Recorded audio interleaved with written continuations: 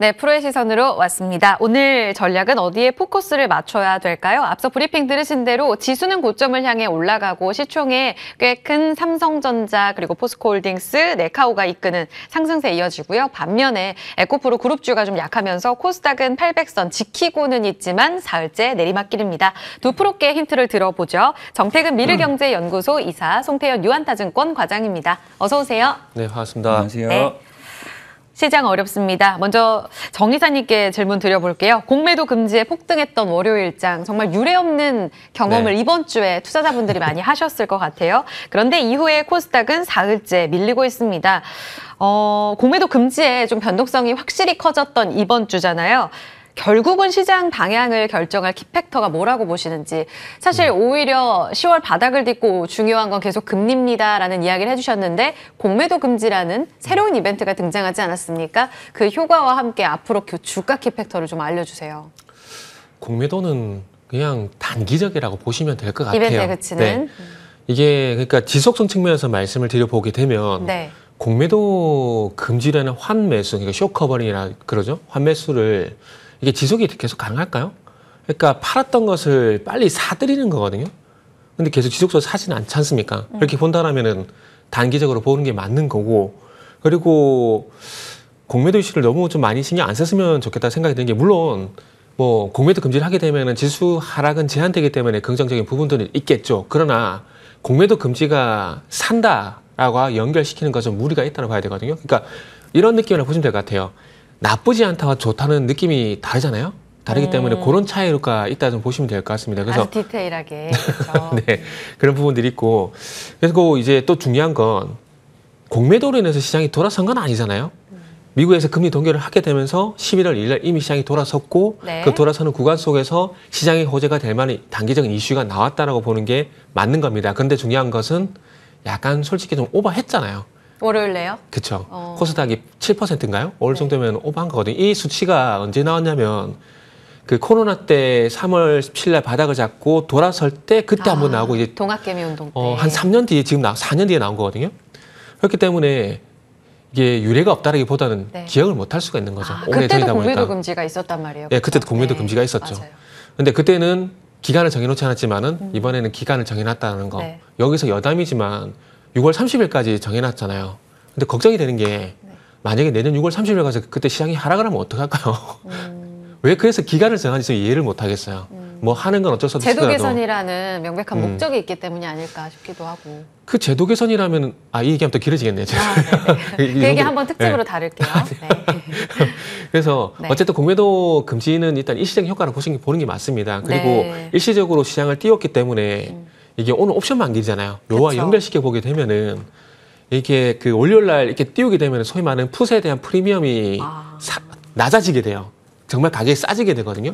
그렇게 된다라면은 소위 이제 파생 쪽 같은 경우는 그런 것들로 해서 이제 풋 쪽으로 하락만 좀 더 이루어지게 되면은 소위 말하는 대박이라는 그게 나올 수가 있는 시점이거든요. 그래서 아마 옵션 만기일 때문에 오늘까지 시장을 누른 게 아닌가 생각이 들고, 그리고 월요일 날 이제 오르는 것에 대한 어떤 그 소화 과정 이런 부분들이 충분히 오늘까지 진행이 됐기 때문에 네. 아마 다시 낙폭과에 대한 기적 반등 이런 것은 다시 시도가 될 것이고, 그리고 다시 원점으로 와서 통화정책 불확실성 해소, 여기에 좀 포커스를 맞추지 않을까. 여기 포커스를 맞추는 게 맞다라고 생각을 하고 있습니다. 이미 바닥은 찍고 올라갈 추세 방향에 대한 변곡점은 10월 말에 나왔는데 네네, 그쵸. 갑자기 등장한 이 이벤트 때문에 월요일 날 과잉 반응 보여서 그쵸. 그때 약간 출렁임이 있었던 거고 결국 추세적인 상승은 이어질 거다. 다만 여기서 중요한 건 결국 매크로 금리를 보자 이 말씀이죠. 그쵸.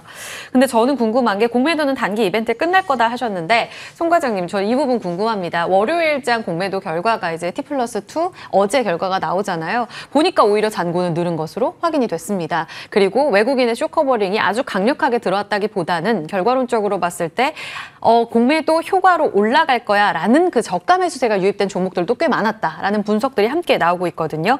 그렇다면 쇼커버링 효과가 아직은 남아있어서 그 관련 종목들에 대해서 호재로 봐야 될지, 아니면 기대감으로 올라온 그 저가 매수가 결국은 실망 매물로 빠지게 되면서 악재로 해석해야 될지, 공매도 잔고 상위에 있는 종목들 기준으로 본다면 어떤 해석으로 봐야 될까요? 참 어려운 부분인데 시장에서 더 지나고 봐야 알 수 있는 거죠. 또 이 부분은. 네, 뭐 그럼 당연히 그럴 수밖에 없죠. 수급질적으로. 사실은. 네, 네. 그렇지만 시장에서는 이렇게 생각을 많이 하시는 것 같아요. 공매도 쇼커버 이꼴 2차 전지라고만 생각을 하시는 것 같아요. 그렇기 때문에 2차 전지 관련된 종목들이 사실상 좋지 못한 결과가 나오니까 그럼 공매도 효과 끝났네? 라고 이제 생각을 하신 뭐 이러한 이제 이분법적인 사고가 상당히 강한 이런 시장이다라고 생각이 되고 있는데 저는 개인적으로는 공매도 관련돼서도 효과는 앞으로도 기대해 볼 수 있는 부분은 상당히 많은 것 같아요. 그거를 활용을 하게 되면서 지금도 다른 섹터, 다른 종목들이 더욱더 폭발적인 상승력이 나온다는 것이 이미 보여지고 있는 부분이고요. 뭐 예를 들어서는 게임 섹터 같은 경우에도 네. 뭐 관련돼서 위메이드가 사실상 더욱더 강한 움직임을 보이고 있다든지 아니면 컨텐츠에서 CJ ENM이 사실 이 정도 실적 뭐 그렇게 대단하지는 않거든요. 그럼에도 불구하고 추가적인 상승이 나오고 있다는 점, 뭐 이런 점을 생각을 해봤을 때는 네. 충분히 앞으로도 기대해 볼 수 있는 부분이 상당히 많고 그리고 업황이라든지 실적에 대한 부분이 더욱더 좋아질 수 있는 종목군들, 혹시 섹터분들이라면 충분히 이를 활용을 하면서 매매에 대한 아이디어로서 활용이 충분히 가능하다라고 생각을 하고 있습니다. 그래서 이런 부분을 단순하게 2차 전지로만 엮어서 가시는 거는 너무 시장을 편협하게 생각을 하시는 것이 아닌가? 혹은 월요일날 시장 자체가 워낙 그랬었기 때문에 그런 것이 지금 시장에 전반적으로 그렇게 비춰지는 것이 아닌가라고 생각을 해볼 수 있는 것 같아요. 그리고 우리가 또 한 가지 봐야 될 점은 거래대금입니다. 이 거래대금이 사실상 보게 되면은 월요일날 26조까지 터졌던 거래대금이 오늘 보니까 다시 예전으로 돌아온 부분이 엄청 생겼어요. 줄었어요. 그런 부분에서 봤을 때 정말 시장은 다시 한 번 더 눈치 보기가 들어갔나? 이 부분을 첫 번째 생각을 해볼 수 있는 것 같고요. 네. 두 번째 같은 경우에는 이 시장의 거래대금이 늘어나는 과정 속에서 거래대금이 늘어나는 섹터 혹은 종목이 이 특정 이 종목이나 섹터에 집중이 되어 있습니다. 뭐 예를 들어서 에코프로라든지 에코프로 BM에 관련된 이 거래 대금 자체가 네. 많게는 코스닥 거래 대금의 30%까지도 올라왔었거든요. 그런 점 자체가 너무나 크게 한쪽으로 기울어진 이런 섹터에 대한 움직임이 시장에 대한 미친 영향력이 상당히 높아졌다라고 보시면 될 것 같고요. 오늘 같은 경우에도 지수에 대한 기여율을 보게 되면은 40% 정도가 이 두 종목의 코스닥 지수가 왔다 갔다 하고 있거든요.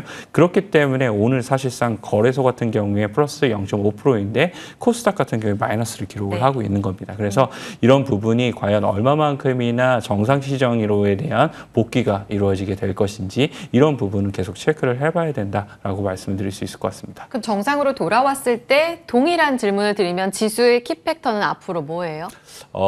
저는 거래 대금이라고 생각을 하고 있어요. 시장의 유동성이 다시 네. 유입되느냐? 시장의 유동성이 많은 부분 유입이 되느냐 안 되느냐에 따라서 우리가 봐야 되는 지표는 달라질 것 같거든요. 만약에 거래 대금이 늘어나지 않는 경우에는 네. 결국은 이제 선물에서에 대한 외국인의 방향성이 결국 중요해지게 되면서 차익 거래라든지 이런 부분의 방향성들이 나올 거기 때문에 외국인이 그 선물에서 사는지 안 사는지 계속 지켜봐야 된다라고 말씀드릴 수 있을 것 같고요. 네, 네. 반대로 이제 거래 대금이 많은 부분 터지게 되면은 확실히 시장은 더욱더 다이내믹하게 올라가는 경우가 많이 생기게 될 거예요. 그렇게 되면은 더욱더 적극적으로 이제 내가 사고 싶었던 종목들을 매수해 나가는 그런 과정 네. 이런 부분이 필요하다라고 보시면 될 것 같습니다. 알겠습니다. 결국은 환율도 금리도 같이 연동해서 봐야겠지만 외국인 수급 보려면요. 중요한 거는 일단 시장에 컴백하는 자금. 지금 중요한 포인트를 말씀해 주셨는데 공매도 기회 있다 하셨고 더불어서 아쉬운 건 거래대금이 다시 메말랐다는 점. 바로 다음 질문을 드려보면 지금 투자자 예탁금 연저점 수준까지 급감을 했고요. 월요일 날 거래가 많이 폭발을 했었어요. 그런데 오늘 보면 코스피로는 지금 6조가 채 안 되고요. 그리고 코스닥 시장은 7조 살짝 넘어가지만 같은 이 시간대 월요일에는 거의 14조였으니까 절반에 머무르는 이런 모습을 보이고 있습니다. 월요일에는 공매도 금지 이후에 주식 회전율이 2배까지 올라갔지만 이 부분이 다 에코프로에 쏠렸다라는 이야기도 다 해주셨거든요. 이런 측면에서 봤을 때 정 이사님, 그러면 결국 월요일 날 보여줬던 단기적인 이벤트 시장의 돈은 메말라 있고 그런 흐름 안에서 단타만 계속 성행하는 좀 질적으로 아쉬운 시장이 계속 펼쳐지는 건 아닐까요? 그렇겠죠. 왜냐하면은 지금 하나 문제가 있죠. 유동성 문제가 있고 그 유동성이 갈 곳이 없다라는 것은 뭐가 없느냐? 주도 섹터가 없다는 얘기거든요. 그러니까 주도 섹터가 없다 보니까 단타 매매 요걸 좀 돌려서 얘기하게 되면은 짧은 순환매가 계속 지속이 되고 있다라는 거죠. 근데 이런 짧은 순환매가 10월 달도 마찬가지 시장이 하락할 때도 계속 그런 현상이 있었습니다. 근데 시장이 하락할 때도 이런 짧은 순환매를 통한 단타 매매가 있었고 지금도 있다. 반등할 때도 있고. 있다. 그렇다면은 이게 뭘 뜻하느냐? 그 중요한 이거죠. 서두에 말씀 주도 섹터가 없다는 것들이고, 그리고 시장에 좀 반등이 났었지만은 그럼에도 불구하고 아직까지 투자 심리가 전반적으로 회복이 된 것은 아니다. 시장이 정상 구간으로 돌아간 것은 아니다. 이렇게 좀 해석을 할 수가 있는 거죠. 그러니까 그래서 저도 많이 조금 헷갈립니다. 매일매일 그 테마가 다 틀려요. 어제 같은 게임, 메타버스, 히토류, 그리고 7일 같은 경우는 화장품 AI, 6일 같은 경우는 2차전지 유행, 매일매일 바뀌고 있거든요. 네. 그러다 보니까 방금 말씀하셨듯이 단타 매매 이렇게 좀 되는 것 같은데, 그러니까 시장이 정상이 아니다 보니까 최근에 주가는 많이 하락을 했고, 이슈가 나타나게 되면 그 이슈를 인해 가지고 싼 가격에 메리트해서 뭐 소위 말하는 쇼커버링성 매수가 들어가게 되면서 단발성 반등이 계속해서 나오는 것 같아요. 그렇기 때문에 매매하기가 상당히 쉽지 않은 시장에서 말씀을 좀 드려보고 싶고, 이런 짧은 순환매 현상, 이게 끝나진 않을 것 같아요. 단지 주도 섹터가 있고 거기에 따라가는 테마가 활성화될 것인가, 아니면은 테마만 활성화가 될 것인가, 이렇게 좀 봐야 되는데, 네. 시장이 좀 정상으로 돌아가야 방금 말씀드린 주도 섹터가 시장을 이끌어주고 거기에 부수적으로 따르는 테마들이 나타날 것 같아요. 예를 들게 되면은 상반기에 예를 들게 되면 주도 좀 명확해졌잖아요. 에코프로 중심으로 한 2차 전지 명확하게 주도 섹터 흐름을 보여줬었고, 그 외에 이제 따라가는 것들이 이제 로봇 관련된 AI들 이런 것들이 있었잖아요. 네. 그런 것처럼 그런 시장에 가야 조금 이제 매매가 좀 쉬워지지 않을까 생각이 들고, 지금은 아직 시장이 정상적인 어떤 정상적으로 완전히 회복이 안 됐기 때문에 시장에서 눈치 보기식 단타 매매가 성행을 한다라고 보시면 될 것 같습니다. 그래서 조금 쉽지 않은 구간들이기 때문에 특징주는 말 그대로 특징주로 일단 보는 게 맞다라는 말씀도 좀 덧붙여 드리고 싶네요. 그러면 그 주도주의 시그널은 어떻게 확인하는 건데요? 주도주 시그널 같은 경우는 정석대로 해야 될 것 같아요. 왜냐하면은 항상 이런 하락들이 지금이 시장의 어떤 급락이라고 좀 보기 힘들 것 같은데, 뭐 조정이라고 표현할게요. 조정이 보이게 되면은 항상 하락을 주던 섹터들이 있었고, 그리고 시장이 돌아서 주게 되면서 가장 기본적으로 기술적 반등이 나왔었고, 이제 추세적 상승으로 넘어가는 구간들이 분명히 있거든요. 상승. 네. 그래서 아직까지는 어쨌든 기술적 반등이라고 보는 게 맞고, 네. 추세적 상승 넘어갔을 때 저는 개인적으로 반도체가 좀 이끌어주지 않을까라고 그렇게 생각을 하고 있는 거죠. 알겠습니다. 그 시그널들 천천히 찾아볼게요. 오늘도 오늘장 특징주들 시장에서 눈에 띄었던 종목들이 있거든요. 여기에서 정말 단타로 끝날 건지, 아니면 이 종목은 좀 다르다라고 보시는지도 궁금해서 뽑아봤어요. 송 과장님, 포스코 인터내셔널 앞서 브리핑에서 들었는데 미국 완성차 쪽으로 전기차 감속기 수주를 했습니다. 부품 관련 수주죠. 근데 반응이 좀 왜 이런지, 2차 전지 영향이에요. 4% 상승에 그치면서 사실 이전과 같은 상반기의 시장이었으면 더 폭발적인 반응이 나왔을 텐데 음봉으로 지금 마무리가 될 것 같습니다. 이유는 어디 있다고 보시는지, 재료 자체의 무게가 약했던 거예요? 재료에 대한 부분도 아주 섹시하다라고는 생각은 별로 안 들었었어요. 그래요. 뭐 그럼에도 불구하고 어제 이제 시간 외에서 좋은 모습이 나오고, 그 아침에도 시간의 잔량이라든지 이런 것들이 상당히 좀 높았던 부분이 있었었거든요. 뭐 그런 부분이 일단은 오늘 음봉이 발생할 가능성이 상당히 높겠구나라고 아침에 생각을 했던 부분이 있었었고요. 또 한 가지는 아까 말씀하신 것처럼 지금 포스코 인터내셔널 자체가 개별 이슈만으로 정말 끝까지 땡길 수 있을 만한 종목인지, 아니면 섹터에 대한 방향성이 더욱더 중요한지, 이 부분에 대해서 전자인지 후자인지를 생각을 해보게 되면은 후자가 당연히 더욱더 높을 수밖에 없을 거예요. 그렇기 때문에 오늘 2차 전지 섹터 전반적으로 조정을 받는 이런 과정 속에서는 역시나 상승폭을 줄여낼 수밖에 없는 이 두 가지가 모두 다 엮여 있는 부분이 있었다라고 보시면 될 것 같고요. 네. 다만 이제 한 가지를 보게 되면은 이 위치가 어디 있는지는 상당히 중요한 것 그쵸. 같아요. 예를 어때요? 들어서 지금 가장 2차 전지 섹터 내에서 네. 주요 종목 중에서 가장 강한 종목은 포스코 DX인 것 같아요. 가장 높은 곳에서 이러한 이제 지켜주고. 이평선이라든지 이런 부분을 계속적으로 지켜주고 있는데, 포스코 인터내셔널이 사실상 지금 121선 위쪽으로 다시 올라왔단 말이에요. 그럼에도 불구하고 다른 종목들을 보게 되면은 에코프로라든지 에코프로 BM이라든지 LNF라든지 이런 종목들이 다 121선까지 못 왔어요. 그 말인즉슨 다시 한 번 더 상승이 나오기 시작을 했을 때에는 섹터 전반적으로 이러한 종목들 위주로서 사실 다시 한번 이 위치가 더욱더 네. 올라갈 가능성이 상당히 높다라는 것을 의미를 하고 있다라고 보시면 될 것 같고요. 네. 시장의 이번에 반등 구간에서 물론 에코프로라든지 에코프로 BM이 상징적으로 역할을 하는 것은 많을 수밖에 없는 종목이긴 하지만, 그 외의 종목군에서는 충분히 컨택을 해볼 만한 종목이 되지 않나라고 생각을 하고 있습니다. 그러니까 좋은 호재가 나오더라도 반응을 하느냐는 이제 산업적인 분위기도 중요하겠지만, 최근 조정을 겪는 이 시장 분위기 안에서 꽤 버텼냐, 추세적으로 훼손이 안 됐냐, 이 부분도 굉장히 중요하다. 당연히 그럴 수밖에 없는 라는 말씀해 부분이고요. 주셨어요. 왜냐하면 그만큼 이 기업 관련돼서 남아있는 그리고 믿음이 있는 힘이. 이제 자금이 더 많다는 걸 네, 의미를 네. 하게 되는 걸 아, 테니까요. 알겠습니다. 그런 부분이라고 보시면 될 네. 것 같고 매도가 출회가 된다 하더라도 그만큼 그거를 잘 받아내는 거잖아요. 그래서 그런 부분까지 생각을 해봤을 때는 네. 확실히 조금 더 위치가 좋은 종목군들이 당연히 더 좋을 수밖에 없다라고 말씀드리도록 하겠습니다. 알겠습니다. 그 위치가 안 좋은 쪽으로는 대표적으로 아이폰 관련주가 있었는데 오늘 LG이노텍의 힘이 꽤 강했습니다. 거래도 많이 실렸고 4%의 상승, 바닥권은 이미 10월 말에 시장 저점보다 먼저 나왔거든요. LG이노텍 오늘의 힘, 아이폰 15 잘 팔렸대요. 지금 들어가도 되나요? 들어가도 됩니다. 오. 단지 조금 짧게 봤으면 좋겠다라는 말씀을 좀 드리고 싶거든요. 네. 뭐 때문에 이렇게 말씀을 좀 드리냐면은 네. 결국 이제 그러니까 어제 다른 거 가서 게임주 얘기하면서 그 얘기를 했는데 이 게임주가 추세적으로 이제 실적이 우상향이 될 것인가 그걸 보라고 좀 말씀드렸거든요. 공매도만 보지 말고. 근데 LG이노텍도 마찬가지로 봐야 될 것 같아요. LG이노텍 같은 경우는 그 한 분기, 그 4분기 중에서 꼭 3분기에 실적이 좋거나 4분기 실적이 좋고 나머지는 안 좋아요. 근데 계속해서 반복이 되고 있거든요. 저는 이 패턴이 조금 이제 바뀌어야 된다라고 봅니다. 물론 실적 잘 나오긴 하지만은 그러니까 꾸준히 잘 나오는 거 중요하겠지만은 시장에서는 꾸준히 잘 나오는 게 아니라 꾸준히 우상향하는 걸 더 원하는 게 분명히 있거든요. 그런 측면에서 보게 된다라면은 아직까지 LG노텍은 그런 부분은 저는 개인적으로 부족하다라고 생각을 합니다. 그렇기 때문에 최근 반등이 나오는 것에 대해서는 상당히 반가운 일이지만은 이게 지속성이 있다라기보다는 단기에 끝이 날 가능성이 있다라는 거죠. 왜냐하면은 올해 5월달 같은 경우도 아시겠지만 아이폰 15 출시 기대감으로 인해 가지고 5월달부터 이제 7월달, 6월달까지 해가지고 이게 32만 대까지 갔었거든요. 근데 추세를 못 돌렸어요. 근데 지금도 그 패턴이 마찬가지라고 생각을 하고 있습니다. 근데 그때는 시장도 무너졌잖아요, 정 이사님. 그런데 LG노텍은 강했어요. 그러니까 꼭 이런 종목의 특징이 뭐냐면은 시장 안 좋을 때 강해요. 그 현대차가 대표적이잖아요. 그러니까 과거에는 시장이 무너져도 잘 버티던 종목이었는데 이번에는 같이 빠졌다는 거에 있어서 최근에 네네. 힘이 달라졌다는 것을 말해주시는 거로 시그널을 보신 거군요. 5월달 같은 경우에 그때는 올라갔잖아요. 그쵸. 대답을 하다 보니까 그렇게 좀 예를 들어 드린 거고요. 네네.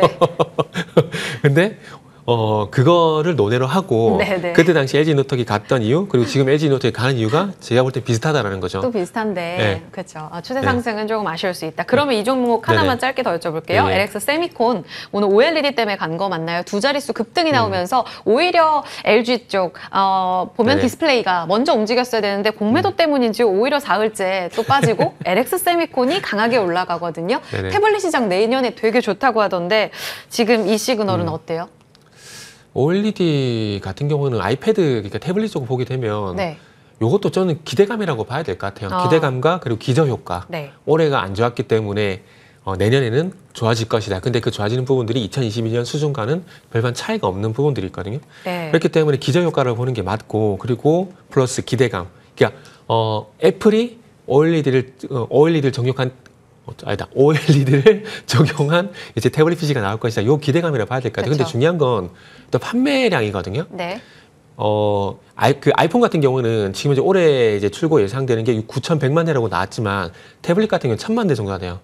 양이 작아요. 그리고 태블릿은 절대양이. 교체 주기가 또 깁니다. 그렇죠. 한번 나오게 되면은 그런 부분도 있기 때문에 시장의 파이가 좀 더 커져야 되겠죠. 네. 그래서 그런 숙제가 좀 있다고 봅니다. 그래서 LX 세미콘 같은 경우는 전가를 리포트 보니까 13만 원 나와 있더라고요. 한 12만 원까지 보셔도 무방하다 봅니다. 알겠습니다. 네네. CS 윈드 갈게요. 바닥권 진짜 신재생도 너무 조정 너무하다 싶을 정도로 바닥을 찍었는데 컨센에 부합하는 혹은 누군가의 시각에서는 조금 하회하는 실적을 보여줬습니다.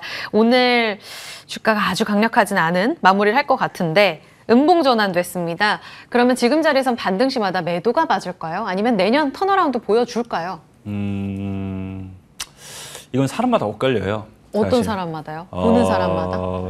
투자의 길이? 투자 얼마만큼이나 내가 장기로 보고 하느냐? 네. 이거에 따라 달라질 수밖에 없는 네, 부분이다라고 보시면 될 것 같은데 그 자체가 잘 나타나는 게 증권사에 대한 의견 혹은 목표 주가에 대한 부분 이런 부분이 상당히 많이 엇갈리고 있습니다. 네. 그렇기 때문에 CS 윈드를 관련돼서도 누군가는 상당히 좋게 보지만 누군가는 상당히 안 좋게 본다.